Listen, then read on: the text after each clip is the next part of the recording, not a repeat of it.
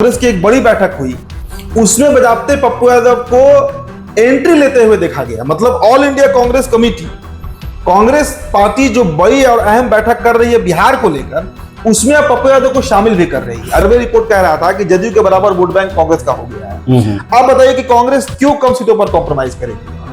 कांग्रेस को पहले जनाधारहीन कहा जाता था, ये कहा जाता था। अब सर्वे रिपोर्ट जब इस बात को बता रहा है कि भाई जितना जदयू का वोट बैंक है उतना ही कांग्रेस का है, कि कांग्रेस एक नरेशन जरूर गढ़ रही है बिहार में। एक परसेप्शन, पब्लिक परसेप्शन कितना बन रहा है, वोट में कितना तब्दील हो गया तो समय बताएगा।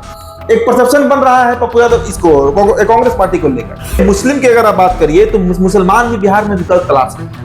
सीमांचल तो निकल ही गया है, सीमांचल निकल गया है, पूरी तरह निकल चुका है। देखिए, मुसलमान इसलिए विकल्प तलाश रहे हैं कि आरजेडी से उनका मुंह भंग हुआ है।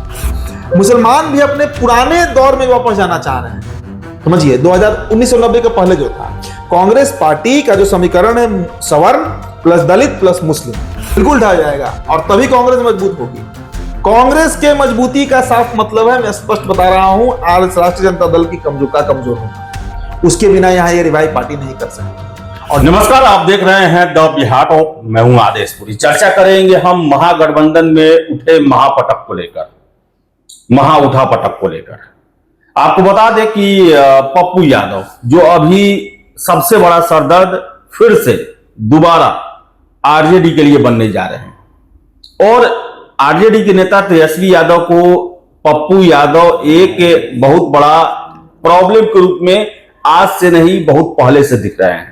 आपको याद होगा 2024 के लोकसभा चुनाव में भी तेजस्वी यादव के द्वारा ऐसे कार्य किए गए थे, ऐसे बयान दिए गए थे जिस पर किसी को विश्वास नहीं हुआ। लेकिन उसका वजह भी है। वजह यह था कि तेजस्वी यादव जानते थे कि पप्पू यादव अगर पूर्णिया से सांसद बन जाते हैं तो उसका प्रभाव 2025 के विधानसभा में देखने को मिलेगा और दिखना शुरू भी हो गया है। पप्पू यादव 100 सीट कांग्रेस के लिए बिहार में मांग रहे हैं और एक तरह से कहा जाए तो अगला सीएम कांग्रेस का ही देखना चाहते हैं। हमारे सहयोगी हैं उदित, जिनसे हम चर्चा करेंगे इस पर लेकर। उदित, पप्पू यादव को लेकर जो उनका भी बयान सब आ रहा है, कुछ दिन पहले लोकसभा के हिसाब से टिकट वितरण को लेकर उन्होंने बात कही थी, क्या लगता है?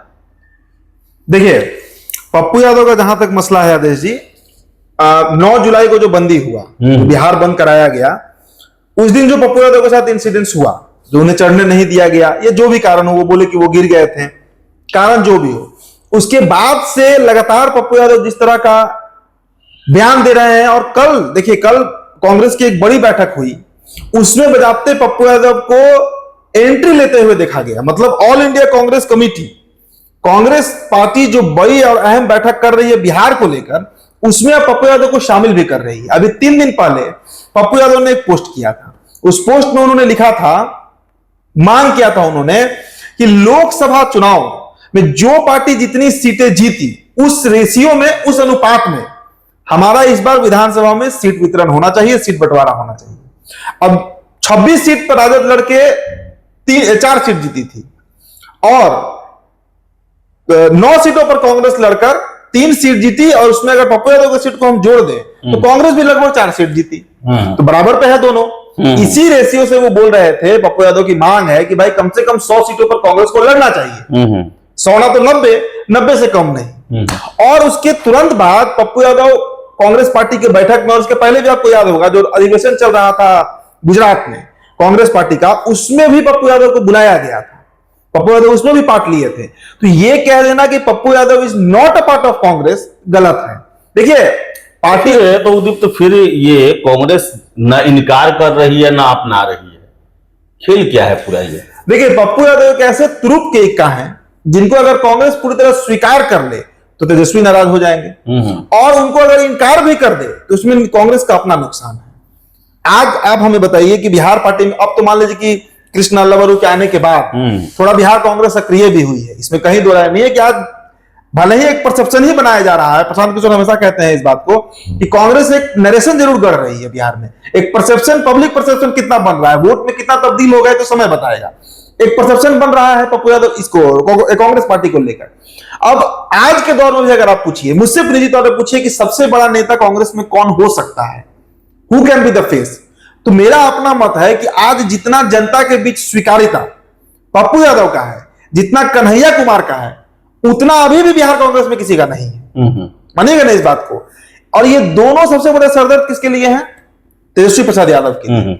आप हमको बताइए, तेजस्वी यादव अभी देखिए सावन का महीना चल रहा है, पुरजोर बारिश हो रहा है, अभी बाढ़ आएगा बिहार में, तय है कि कोसी सीमांचल के कई गांव बह जाएंगे। तेजस्वी यादव पटना में बैठकर या तो पीसी करेंगे अपने रजत कार्यालय में बैठकर, या ट्विटर पर और फेसबुक पर लाइव आएंगे और लिखेंगे उस पर कि सरकार काम नहीं कर रही है। चुनाव का साथ है, कहीं जा भी सकते हैं, कम ही चांस है कि वो ग्राउंड पर निकलेंगे। लेकिन पप्पू यादव 2020 में भी निकले, 21 में भी निकले, 23 में भी निकले, पिछले साल भी वो घूम रहे थे और इस साल भी तय है कि वो घूमेंगे ही घूमेंगे। तो जनता के बीच इस बात की स्वीकारता है ना कि पप्पू यादव समय पर खड़ा होते हैं। बिहार में कहीं मर्डर हो जाए, कहीं किसी का अपहरण हो जाए, कहीं कोई बड़ा घटना घट जाए, कहीं दीवार गिर जाए, कहने का मतलब है कि कन्हैया और पप्पू यादव दो ऐसे तुरुप के पत्ता हैं जिसके थ्रू जो है तेजस्वी को साधने की कोशिश की जा रही है। देखिए तेजस्वी को बीजेपी को साधने का कोई पत्ता है कि नहीं कांग्रेस के पास? देखिए बीजेपी से लड़ने के लिए कांग्रेस पार्टी को सबसे पहले, जो मेरा अपना मत है, आरजेडी से लड़ना होगा। आरजेडी नहीं, क्षेत्रीय दलों से लड़ना होगा। कांग्रेस पार्टी करीब 4 दशक तक बिहार में शासन की, 1952 से लेकर 1990 तक, मतलब करीब करीब 38 साल तक एकदम आराम से कांग्रेस पार्टी सत्ता में रही। कौन से कांग्रेस पार्टी को हाथी पर पहुंचाया? यही क्षेत्रीय दल। इसे आप राजद कह लीजिए, जदयू कह लीजिए, कोई भी कह लीजिए। अच्छा एक बात और जानिए, कांग्रेस की जड़ें इतनी मजबूत हैं, ये बात कोई और हर पत्रकार कहता है कि कांग्रेस की जड़ें इतनी मजबूत हैं कि हल्का सा उस पर पानी डाल जाएगा तो पौधा खिल जाएगा। मतलब आज भी जो हमारे दादाजी और पिताजी या उनसे बड़े उम्र के लोग हैं, वो आज भी मतलब अंदर रखते हैं कांग्रेस को लेकर। अगर बिहार का सवर्ण भी विकल्प तलाशता है तो वो कांग्रेस पार्टी में ही तलाशता है। तो कांग्रेस को पता है। तो आप तेजस्वी की जो बात कर रहे हैं आदेश जी, अगर आप बताइए, अब पप्पू यादव कह रहे हैं कि राजेश राम को सीएम फेस बनाइए। वो कौन मुस्लिम लीडर है? देखिए मैं उनका नाम अभी भूल रहा हूं, विधायक है भाई, उनको बनाइए। मतलब कांग्रेस पार्टी के पास भी सीएम फेस है, ये बात पप्पू यादव साबित कर रहे हैं और मांग कर रहे हैं। यादव कांग्रेस से कई महीनों से अपने आप को सीएम फेस घोषित करवाने का दबाव। कांग्रेस पार्टी अब तक इनको सीएम फेस नहीं मानी, वही तो दबाव डलवा रहे हैं, लेकिन मान नहीं रही है, क्योंकि कांग्रेस ऑप्शन पप्पू यादव दे रहे हैं। देखिए अभी एक सर्वे रिपोर्ट आपको हम बता रहे हैं आदेश जी, उस सर्वे रिपोर्ट में यह बात सामने आया था कि जितना जनाधार बिहार में जदयू का है आज के डेट में, उतना ही जनाधार कांग्रेस पार्टी का बन गया है पिछले 5-6 महीने के अंदर। अच्छा, बहुत से ऐसे वोटर हैं जो, अच्छा सीमांचल की मैं बात नहीं कर रहा हूं, मैं पूरे बिहार की बात कर रहा हूं, जो धीरे धीरे उनका माइग्रेशन हो रहा है एक पार्टी से कांग्रेस की तरफ, एक पार्टी से कांग्रेस की तरफ। कोई भाजपा से बाइज्ड है, कोई राजद से बाइज्ड। कहने का मतलब है उदयपुर की तेजस्वी यादव जो है वो पप्पू यादव से इसलिए खार खाए हुए हैं, और आज से नहीं, आप विधानसभा में भी आपको याद होगा, बिल्कुल पूर्णिया लोकसभा में पूर्णिया में उन्होंने ये बयान दिया था कि आप बीजेपी को वोट दे दे लेकिन पप्पू यादव को, संतोष कुशवाहा को दे दीजिए या बीमा भारती को दीजिए, बीच में किसी को नहीं देना, नहीं दीजिए। मिस कहने का मतलब ऐसा है कि उन्हें पता था कि आगे आने पर पप्पू यादव उनके लिए खतरा बन सकते हैं, एमपी बनने के बाद खतरा बन सकते हैं, और वो बनना शुरू हो गए हैं। बिल्कुल। देखिए आज सीमांचल की राजनीति की अगर बात की जाए जी, मैं सिर्फ सीमांचल की बात कर रहा हूं, मैं पूर्णिया, कटिहार, अररिया, यही 3 जिला का, मधेपुरा, कोसी को भी ले लीजिए आप, मधेपुरा भी, हाँ मधेपुरा से भी एमपी रहे आप, 3-4 लोकसभा सीटों को पकड़ लीजिए। इनके अंतर्गत करीब करीब 30 से 35 विधानसभा सीटें आती हैं, 30 से 35 विधानसभा सीट, जिस पर एकदम डायरेक्ट प्रभाव है पप्पू यादव का, कोई माने या ना माने। लोकसभा चुनाव में हम लोग देखने को मिला, देख लिए, मतलब मोदी इतना ये किया गया, लेकिन तब भी वहां के यादवों ने पप्पू यादव का समर्थन कर दिया।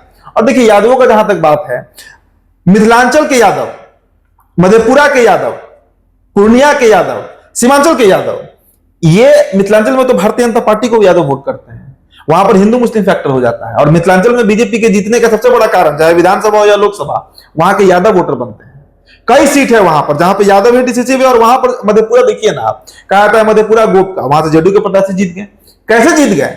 क्योंकि वहां के यादव एनडीए को वोट करते हैं। उन सब क्या एक ना कहीं एक झुकाव है पप्पू यादव की तरफ। और कांग्रेस पार्टी आज जिस स्थिति में है, मैंने आपको बताया ना कि सर्वे रिपोर्ट कह रहा था कि जदयू के बराबर वोट बैंक कांग्रेस का हो गया है। अब बताइए कि कांग्रेस क्यों कम सीटों पर कॉम्प्रोमाइज करेगी? कांग्रेस को पहले मतलब जनाधारहीन कहा जाता था, ये कहा जाता था। अब सर्वे रिपोर्ट जब इस बात को बता रहा है कि भाई जितना जदयू का वोट बैंक है उतना ही कांग्रेस का है। आप हमको बताइए आदेश जी, मुकेश सहनी कितना चुनाव लड़े हैं अभी तक? 19 का लोकसभा लड़े, 20 का विधानसभा लड़े, 24 का लोकसभा लड़े। आपको पता उनका वोट प्रतिशत कितना था? 1.56% उनको वोट मिला था साल 2019 के लोकसभा चुनाव में। 2.5% उनको वोट परसेंटेज था उनका 2020 के विधानसभा चुनाव में, और 1.7% उनका वोट प्रतिशत था उनका 2024 के लोकसभा चुनाव में। वो 60 सीट मांग रहे हैं।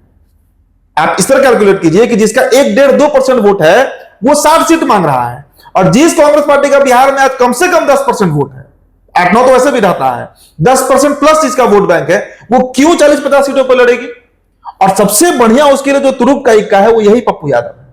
तो कहने का मतलब है कि अगर कांग्रेस जो है वो ज्यादा से ज्यादा सीटों के लिए पप्पू यादव के नाम पर भी डरवा रही है राजद को। देखिए, डरवाने का मसला ही नहीं है। मेरा अपना मत है कि डरवाने का मसला नहीं है। कांग्रेस अपने हक हुकूक की बात कर रही है, और मैं फिर कह रहा हूं कि कांग्रेस पार्टी 25 के लिए नहीं 29 के लिए तैयारी कर रही है। तो क्या उनके राजद के साथ लड़ना चाहते हैं कि नहीं चाहते हैं कांग्रेस वाले, आपको क्या लगता है? देखिए, अब इस पर कोई भी बात कह देना अभी अतिशयोक्ति हो जाएगा। लेकिन जो जिस तरफ सीएम फेस पर तैयार नहीं हो रहे हैं, 100 सीट का बात, तो पप्पू यादव बोले कांग्रेस के द्वारा विरोध नहीं किया गया। हाँ, ये सब फिर से उनको अपने ऑल इंडिया कांग्रेस कमेटी की बैठक में बुलाया जा रहा है। भाई पप्पू तो ये यादव सब तो सीधे इंडिकेशन हुआ कि भाई आप पूर्णिया तक नहीं गए थे इनके खिलाफ प्रचार करने। वही तो आप बताइए कि 2024 के लोकसभा चुनाव में जो राहुल गांधी पूरा बिहार घूम रहे थे, वो राहुल गांधी पूर्णिया नहीं गए पप्पू यादव के खिलाफ कैंपेन करने। अगर भागलपुर गए, बीमा भारती को तेजस्वी यादव हेलीकॉप्टर से बैठा, वो फोटो बड़ा वायरल हुआ था जिसमें बीमा भारती जबरदस्ती घुस रही थी माला के। इससे क्या आप इंडिकेशन लगाइएगा? भाई कोई भी पार्टी समझता है, बीजेपी हो, जेडीयू हो, आरजेडी हो, तो कहने का मतलब है कि 2025 को लेकर कांग्रेस जो है वो 2024 में ही अपना प्लानिंग कर लिया। बिल्कुल बिल्कुल। और मैं फिर कह रहा हूं कि 2024 में प्लानिंग था 25 का, और 25 में प्लान हो रहा है 2029 का। आज जो परिस्थिति बन रही है, सोचे ना, तेजस्वी यादव को अभी किसी को हिम्मत है, मुकेश सहनी कोई आवाम दल को बीजेपी को रोकने की बात होती है, तो क्या बीजेपी रोकना अब कांग्रेस का जो है उद्देश्य नहीं रहा है क्या? वही दिल्ली वाला हाल होगा बिहार में भी कि किसी तरह अपना आधार बनाओ, बीजेपी को आना है तो आने दो। कब तक उन्हें रोकने के चक्कर में इनका साथ देते देते अपने खुद को गायब हो जाएंगे। देखिए, वैसे भी कांग्रेस अभी सत्ता से बाहर लंबे समय से, कोई ऐसा नहीं है कि पिछले बार हारी है या 2010 में हारी है। वो 90 के बाद मोटा मोटी सत्ता से बाहर में है। बीच में 2-2.5 साल के लिए तो तेजस्वी बने थे। सरकार में आना भी चाहते हैं तो मजबूत दावेदारी के साथ। देखिए, कांग्रेस पार्टी चाहती है कि वो अपने पुराने दौर में वापस जाए, जिस दौर में उसने सत्ता संभाला लंबे समय तक, राज्य में भी संभाला, केंद्र में भी संभाला।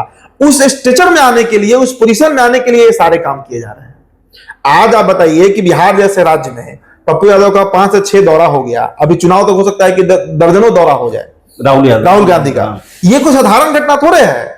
बिहार एपी सेंटर है पॉलिटिक्स का, और एपी सेंटर को अगर साधना है तो उसके लिए राहुल गांधी को आना पड़ेगा। उसके लिए अखिलेश प्रसाद सिंह को हटाया गया, वो हटे नहीं, उनको हटाया गया, उनकी जगह एक दलित नेतृत्व को दिया गया, कृष्ण अल्लावरू को भेजा गया, जिनको दायां हाथ राइट हैंड कहा जाता है राहुल गांधी का। वो संगठन पर काम करना शुरू किए।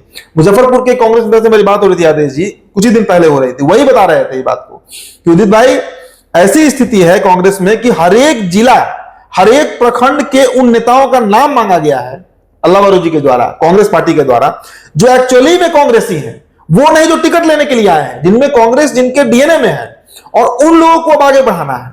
उनको पार्टी बड़ा नेतृत्व देने जा रही है, तो खोज खोज कर निकाला जा रहा है। तो ये तेजस्वी के लिए संकट का दौर है आदेश जी, मेरा अपना अनुमान है। तेजस्वी प्रसाद यादव को भाजपा से तो लड़ना ही है, लेकिन उससे पहले कांग्रेस से निपटना है, और कांग्रेस से भी पहले उनको पप्पू यादव से निपटना पड़ेगा। और पप्पू यादव से निपटना इतना आसान नहीं है। आप देखिए, 2019 का 24 का चुनाव साधारण चुनाव नहीं था। भाजपा अयोध्या हार गई, भाजपा हर बड़ा सीट हारी, लेकिन बिहार में वो स्थिति नहीं थी। बिहार में बीजेपी मजबूत थी, भाई सारा अलायंस था।